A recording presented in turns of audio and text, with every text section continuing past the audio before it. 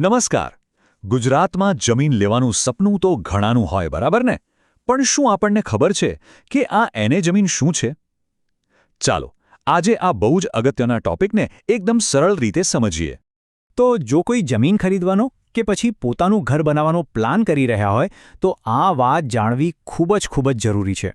કારણ કે જુઓ, કાયદાની બાબતમાં એક નાનકડી ભૂલ પણ બહુ મોંઘી પડી શકે છે. એટલે ચાલો આને બરાબર ઊંડાણથી સમજીએ.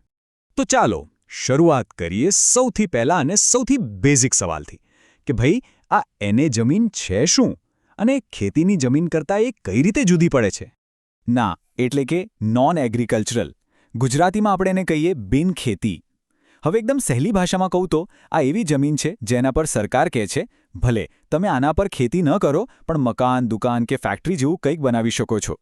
ટૂંકમાં જ્યારે કોઈ ખેતીની જમીનને બાંધકામ માટેની ઓફિશિયલ પરમિશન મળી જાય ત્યારે એ બની જાય છે એને જમીન.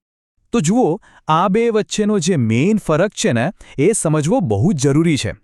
ખેતીની જમીન એટલે બસ ખેતી માટે, ત્યાં તમે બાંધકામ ના કરી શકો. પણ એને જમીન એ તો છે જ બાંધકામ અને ડેવલપમેન્ટ માટે. એટલે કે ત્યાં બિલ્ડિંગ બનાવવું એકદમ લીગલ છે. આ નાનકડો પણ બહુ જ અગત્યનો તફાવત છે જે આગળ જતા ઘણી બધી કાનૂની માથાકૂટથી બચાવી શકે છે. ઓકે, તો આપણને એ તો સમજાઈ ગયું કે એને જમીન શું છે. પણ હવે મનમાં સવાલ થાય કે આ એને પરમિશન લેવી આટલી બધી કેમ જરૂરી છે? શું કામ આટલો બધો ભાર મૂકવામાં આવે છે એના પર? એનો જવાબ બિલકુલ સીધો અને સ્પષ્ટ છે. એને પરવાનગી કોઈ ઓપ્શન નથી, એ કમ્પલસરી કાનૂની જરૂરિયાત છે. મતલબ કે જો જમીન પર ખેતી સિવાય બીજું કંઈ પણ કરવું હોય તો આ પરમિશન લેવી જ પડે, એના વગર ચાલે જ નહીં. તો ચાલો જોઈએ કયા કયા કામ માટે એને સ્ટેટસ જરૂરી છે. તમારે ઘર બનાવવું છે તો એને જોઈએ. જમીનના પ્લોટ પાડીને વેચવા છે તો પણ એને જોઈએ. કોઈ દુકાન કે ઓફિસ ખોલવી છે એના માટે પણ એને જરૂરી છે. અને કોઈ મોટો કમર્શિયલ પ્રોજેક્ટ કરવો હોય એના માટે તો એને હોવું ફરજિયાત જ છે. હવે આમાં એક રસપ્રદ વાત એ છે કે એને પરમિશન પણ એક જ પ્રકારની નથી હોતી. અલગ અલગ કામ માટે અલગ અલગ પ્રકારની પરમિશન લેવી પડે છે. ચાલો જરા એના મુખ્ય પ્રકારો પર એક નજર કરીએ.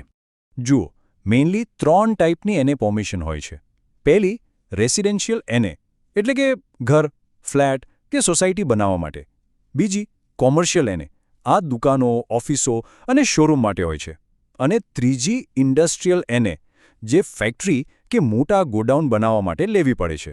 તો બસ આ 3 એના મુખ્ય પ્રકારો છે. ઓકે, તો હવે આપણને પ્રકારો તો ખબર પડી ગયા, પણ એક પ્રેક્ટિકલ સવાલ મનમાં આવે જ કે આ પરમિશન લેવા જવાનું ક્યાં? કઈ સરકારી ઓફિસ આ બધું કામ સંભાળે છે?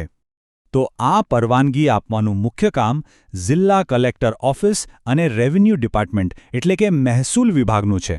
આ લોકો તમારા બધા ડોક્યુમેન્ટ્સ બરાબર ચેક કરે છે અને બધું બરાબર લાગે પછી જ જમીનને જે તે ઉપયોગ માટે એને જાહેર કરે છે. ચાલો, અત્યાર સુધી આપણે પ્રોસેસ અને ટાઈપ્સની વાત કરી. પણ હવે એક ખૂબ જ ગંભીર વાત, એક એવી ચેતવણી જેના પર ધ્યાન આપવું બહુ જ જરૂરી છે. આને જરા પણ હળવાશથી ના લેતા. જરા વિચારો, જો કોઈ વ્યક્તિ કાયદાને સાઈડમાં મૂકીને એને પરમિશન લીધા વગર જ ખેતીની જમીન પર બાંધકામ ચાલુ કરી દે તો શું થાય? એનું પરિણામ શું આવી શકે? જો આવી ભૂલ થાય તો એના પરિણામો બહુ ગંભીર હોય છે. સૌથી પહેલાં તો સરકાર તરફથી એક ઓફિશિયલ નોટિસ આવે, પછી એક મોટો દંડ એટલે કે ફાઇન ભરવાનો વારો આવે. અને સૌથી ખરાબમાં ખરાબ શું થઈ શકે? તો એ જે ગેરકાયદેસર બાંધકામ છે એને તોડી પાડવાનો ઓર્ડર પણ આવી શકે છે. અને એ તો કેટલું મોટું આર્થિક નુકસાન કહેવાય, ખરું ને? તો આ આખી વાતનો સાર બસ એક જ છે. કોઈ પણ જમીન ખરીદતા પહેલાં પ્લીઝ હંમેશા ચેક કરી લો કે એ એને છે કે નહીં. આ એક નાનકડી સાવધાની તમને ભવિષ્યની મોટી કાનૂની અને પૈસાની મુશ્કેલીઓમાંથી બચાવી લેશે. અને છેલ્લે દરેક જમીન માલિકે કે ખરીદનારે પોતાની જાતને એક સવાલ પૂછવા જેવો છે કે જે જમીનમાં આપણે આપણી મહેનતની કમાણીનું રોકાણ કરી રહ્યા છીએ એનો લીગલ સ્ટેટસ બરાબર ચેક કર્યો છે?